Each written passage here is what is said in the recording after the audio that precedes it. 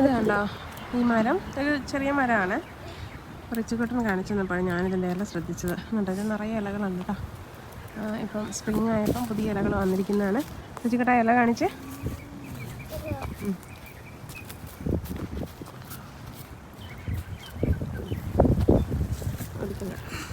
ഏതാണ് ഇട്ടതിൻ്റെ ഇല കണ്ടാൽ പൂ പോലെ തോന്നിക്കും. ഒരുതരം കിലുകിലെന്ന് ഒച്ച വെക്കുന്ന കൂട്ട് ഇലയാണ്. അതായത് നമ്മുടെ ഈ ബോഗൻവില്ലയൊക്കെ അല്ലേ, കടലാസ് പൂ എന്ന് പറയുന്ന സാധനം, അതിൻ്റെ ആ ഇതെല്ലാം എങ്ങനെയാണോ അതുപോലെ ഇരിക്കും.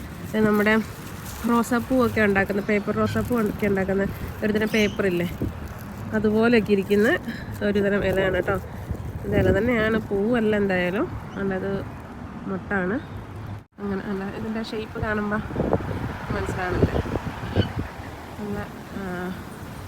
നല്ല ഇതിൻ്റെ ഷേപ്പ് കാണുമ്പം മനസ്സിലാവണില്ലേ, നല്ല കൊല